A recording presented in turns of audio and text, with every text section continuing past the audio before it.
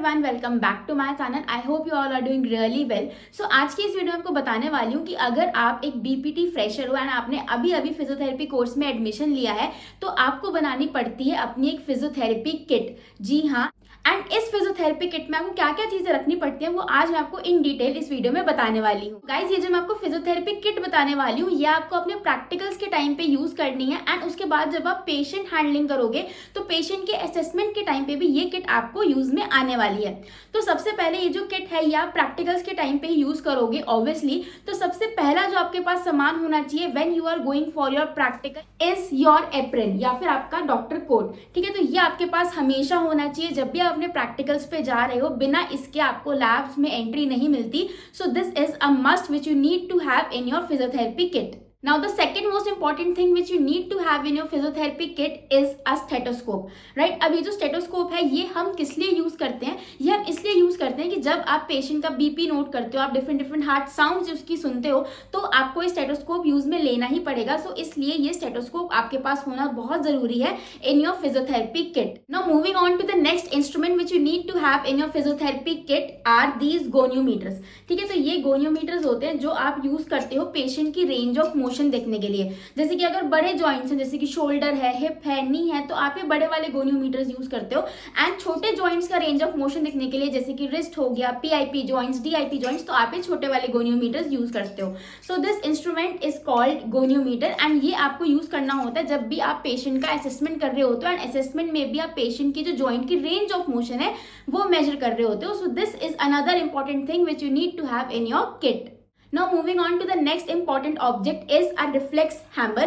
So आपने concept सुना होगा रिफ्लेक्स आर्क का अपनी 11th-12th में जब आपने पढ़ा होगा साइंस में, राइट? कि हम ऐसे हैमर मारते हैं और एक रिफ्लेक्स आता है ऐसे एकदम से, राइट? सो ये वही हैमर है, रिफ्लेक्स हैमर। तो इससे आप एक तो पेशेंट का रिफ्लेक्स टेस्टिंग करते हो, उसके अलावा पीछे यहाँ पे एक ये देखो ब्लंट एंड है एंड अगर मैं इसको ऐसे ओपन करूंगी यहाँ पे तो यहाँ पे देखो एक बहुत शार्प एंड है। आई होप कि आपको दिख रहा होगा, राइट? सो इससे हम बहुत सारे जो क्रेनियल नर्व के रिफ्लेक्सेस हैं वो भी हम चेक करते हैं वाया दिस हैमर। तो ये हैमर भी आपके पास होना मैंडेटरी है आपकी किट के अंदर। The next thing is a tuning fork. अब ये जो मेरे पास ट्यूनिंग फॉर्क है it is of 256 hertz frequency, right? So ये भी आप क्रेनियल नर्व की टेस्टिंग के लिए ही यूज करते हो, राइट? अब जब कैसे टेस्ट करते हैं, कैसे नहीं करते, किस नर्व के लिए टेस्ट करते हैं, वो जब आपके प्रैक्टिकल्स होंगे तभी आपको सीखने को मिलेगा। बट ये भी एक बहुत इंपॉर्टेंट चीज है जो आपके पास आपके प्रैक्टिकल के टाइम पे होनी चाहिए। Moving on to the next thing is an inch tape और अ मेजरिंग टेप। सो ये जो मेजरिंग टेप है ये हमें बहुत सारी एंथ्रोपोमेट्रिक मेजरमेंट्स लेनी होती है या फिर अगर किसी पेशेंट को लिम्ब लेंथ डिस्क्रिपेंसी है तो भी वो मेजर करने के लिए हमें इंच टेप लगता है। तो ये भी एक इंपॉर्टेंट चीज है। चेस्ट एक्सपेंशन देखने के लिए भी इंच टेप का यूज होता है, इसको हम मेजरिंग टेप भी बोल देते हैं। It is one and the same thing.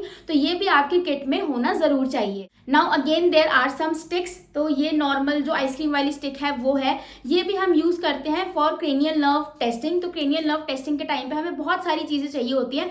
So it is one of those things. अभी कौन सी नर्व के लिए टेस्ट होता है अगर आपको पता है तो मुझे कमेंट्स में जरूर बताना। Next thing which you need to have in your kit is a dropper. So this is a dropper which you need to have in your kit. तो ये यूजुअली क्या होता है पेशेंट की जब हम टंग की टेस्टिंग करते हैं जिसमें क्रेनियल नर्व टेस्टिंग ही होती है ऑब्वियसली, तो आप यहाँ पे एक सलाइन का या कोई भी स्वीट मिक्सचर वाटर लेके आप उसके टिप ऑफ द टंग पे डालते हो and then you ask the patient की मीठा लग रहा है, कैसा लग रहा है, कैसा नहीं लग रहा, तो वो आपको फिर बताता है कि उसे किस तरीके का टेस्ट आया। तो ये भी एक पार्ट है क्रेनियल नर्व टेस्टिंग का। Now the next thing which you need to have in your kit is aromas. जैसे आप कॉफी रख सकते हो अपनी फिजियोथेरेपी किट में क्योंकि जो कॉफी की स्मेल है वो यूजुअली हर कोई पहचान जाता है। तो अगर आप कॉफी रखते हो तो पेशेंट की जब हमें नोज की टेस्टिंग करनी होती है which indirectly leads to a cranial nerve testing, तो आप उसको कॉफी की जो स्मेल है वो स्मेल करवा सकते हो एंड उससे पूछ सकते हो कि बताओ ये किस चीज की स्मेल है। तो पेशेंट फॉरन आइडेंटिफाई कर लेता है कि ये कॉफी की या फिर कोई भी फेमिलियर स्मेल आपके पास होनी चाहिए जिससे कि पेशेंट की जो टेस्टिंग है वो हो पाए। And the last thing which you need to have in your kit is a notebook, a small notebook और अ नोटपैड।